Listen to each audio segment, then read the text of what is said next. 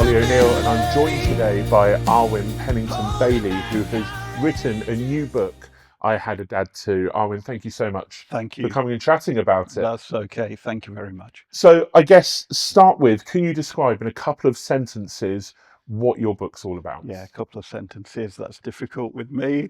But anyway, so what it's about is me, my life, growing up in a family of 6, all of us undiagnosed neurodiverse, and the adventures, the highs, lows, peaks, troughs, and the reality of life from there right through to more recently. Brilliant. And of course, neurodiversity has gained a lot of Yeah. attention and traction more recently Yeah. in the media. And so how does this book kind of feed into? So yeah, it feeds into the narrative, I suppose, that it's raising awareness of this and raising awareness that there are many, many people still, even today, undiagnosed and needing support. But what I would say about neurodiversity, and one thing I've learnt, is that you mustn't use it as an excuse for children's behaviour, your behaviour, whatever. But as one of my dear relatives have said, who have their neurodiverse and their children are, they said to me, sometimes it's very hard to discern, is this bad behaviour or a certain spectrum trait? And they said that is difficult as a parent. And when you're a young kid, this particular child in our family, in our extended family, I mean, they used to be up at like 6 o'clock and not go to sleep until about 9:30. And then they're just 70 miles an hour running around for the whole day.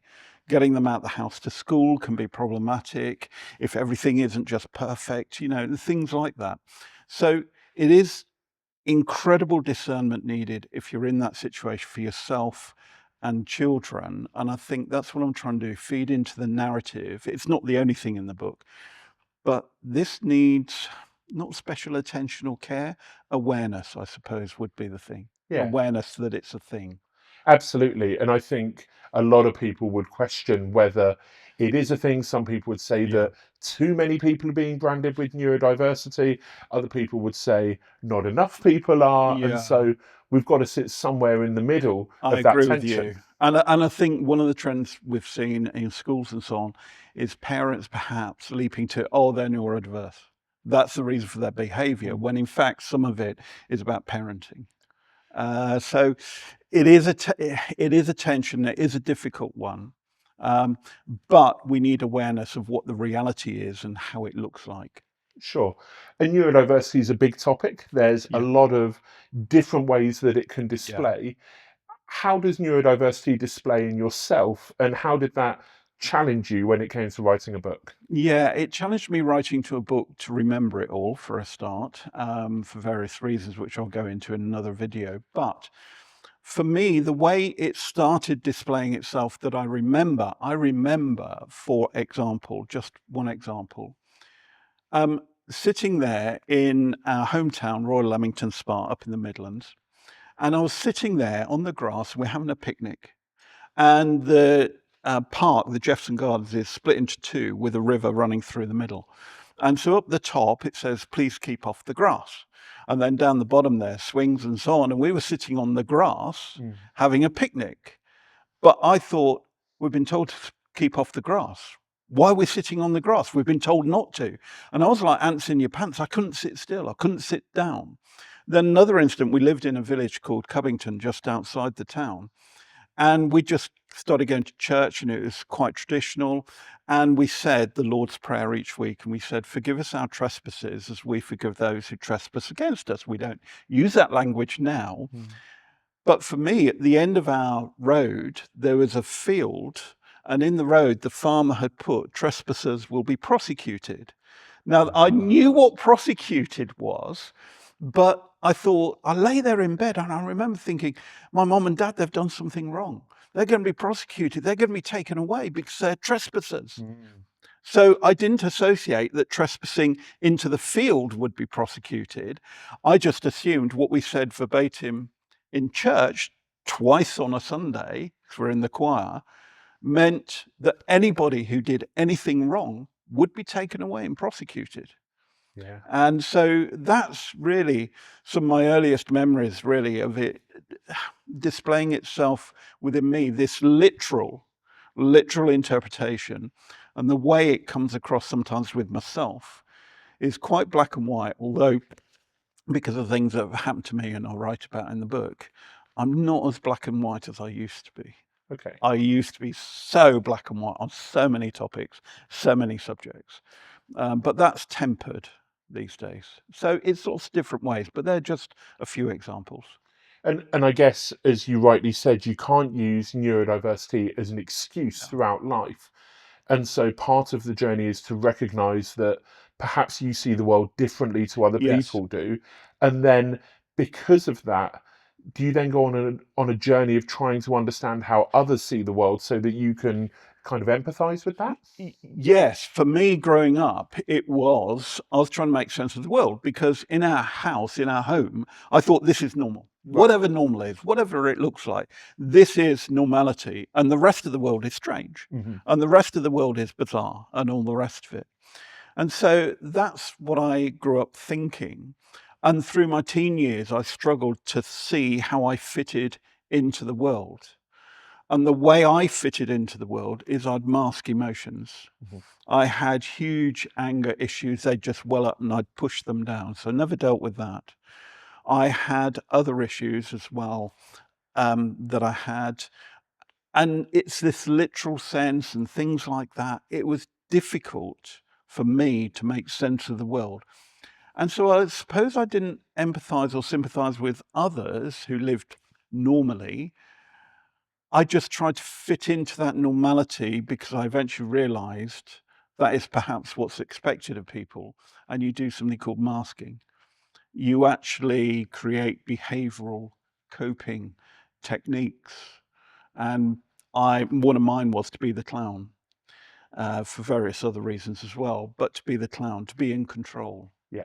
And to be in control of the situation. So I can stand up in front of people, and I've done public speaking, sermons, preaching, teaching, whatever, training of people in rooms from 20 people up to, 300, 500 people in a room. I can do that and be confident.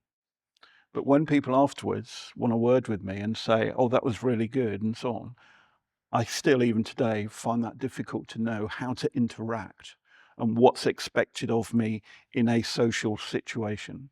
So that is still an issue for me as well. Interesting.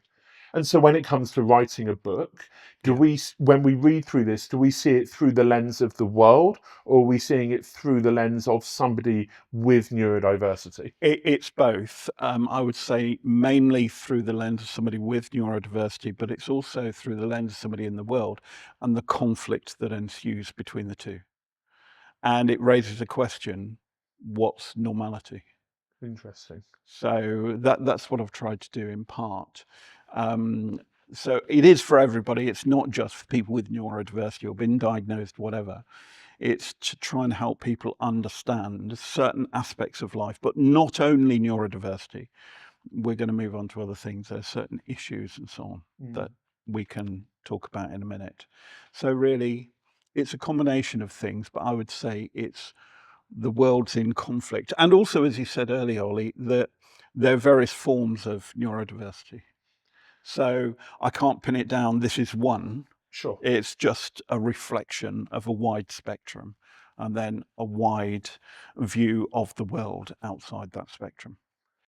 And so looking at your family of six, Yeah. who were your anchors? Are there key people throughout your story that you would say, actually, they're the person that I look to? Yeah. I would say all of my family of six, really, they have been anchors, and my mum and dad especially. And there are other people throughout the story who come into being. But I would say the values that my mum and dad instilled into us still hold true today. But I'm very open about the failures of my mum and dad and their relationship as well. So that's quite interesting because we know from a letter written to one of my siblings that my mum didn't love my dad.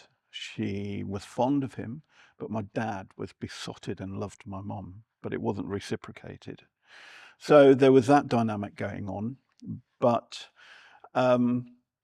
some of the key foundational things that I've taken, the positive ones, I still adhere to.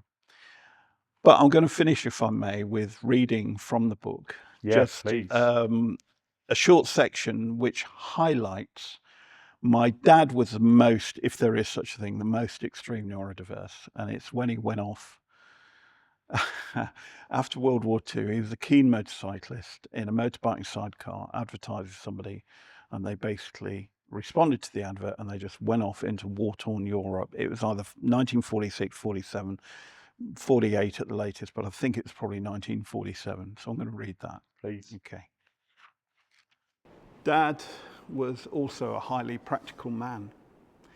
His crash hat always seemed old-fashioned to me. His chin strap was the only means of securing this protection atop of his head for his brain. There was no visor or chin guard. He looked like an early 1920s motorcyclist wearing an open helmet with goggles over his eyes. I was always fascinated by the gloves that he wore when riding his bike. They were gauntlets, and they always appeared to be enormous. The opening that fanned out from his wrists covered almost all of his strong forearms. He also wore a long gabardine-type mac, coated in oil protection that cracked and crackled as he walked about. It hung well below his knees, and when dismounting his motorbike, he would not have looked out of place in the Battle of the Somme as a World War I dispatch rider, plugging through the mud of the front line.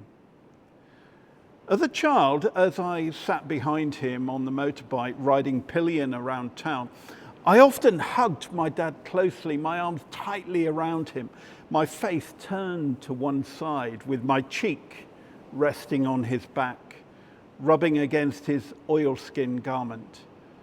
And I always wore a smaller replica of his helmet. I loved him. He was my hero. The sidecar that I recall was the most gargantuan. Recently, I've discovered that this memorable family sidecar was a Canterbury model. Until I was around 8 or 10 years of age, this was our main mode of transport as a family of 6. Each year, we all went on a holiday to Wales from our home in Cubbington, all rammed onto and into a Ibiza, Norton, Triumph or other British motorbike and an accompanying sidecar. My youngest sister would sit on the floor of the Canterbury sidecar, her nose pressed against the scratched plastic windscreen. I was positioned behind her. Mom had the luxury of a larger seat, and my eldest sister, she sat upon the rear seat. My brother, Gareth, rode pillion behind Dad. I do remember my mother riding as a pillion passenger, and all of us children being seated in the sidecar. I don't recall when Gareth was promoted to the position of pillion, but I do remember all of us children being left to our own devices in the bubble attached to the bike. We were quite a sight. I think it was illegal then, but now we'd be stopped by the police before we might get very far. Before he met Mom, Dad embarked on a trip that further illustrated his wacky nature. In either 1946 or 1947, though I'm reasonably certain it was no later than 1948, Dad decided to place an advertisement in a Coventry newspaper seeking a travel companion to join him on a holiday around Europe by motorbike and sidecar. The two adventurers set off across the war-torn continent of mainland Europe. I assumed that there was some sort of ferry service in operation, but knowing our dad, perhaps he managed to catch a lift on some fisherman's boat. They travelled up into the mountains of Norway, cadging places to stay for a night at a time. Their journey also took them south across France and Germany. Arriving in Berlin, they went on to Rome and then back to France to take some form of transportation or ferry back home to Blighty. This experience affected Dad greatly. Of the bombed-out city of Berlin, he said, I went through a city that would never rise again, and I've never seen such poverty. This phase is something that he often repeated to me. Occasionally he expanded. I saw people, families and children living in the rubble and the ruins of the city. I could not believe what we had done to that city, but did we have a choice? He also said, the Germans are some of the nicest people that I have ever met. I cannot understand why we did what we did to each other twice. Please bear in mind that their British vehicle, it could be spotted a mile off due to the sidecar being on the left-hand side as required in Britain, as opposed to riding with a sidecar on the right side, as was normal on the continent of mainland Europe. It is to the credit of the local populace that these travellers received a warm welcome wherever they went. What a sight our dad must have looked in his oiled gabardine trench coat Mac, an old-fashioned open-faced helmet, goggles, giant gauntlets and boots, and even in the heat of the midday sun. An eccentric dresser, if ever there was one. This look has never taken off. What might you have done as you were picked up by my dad?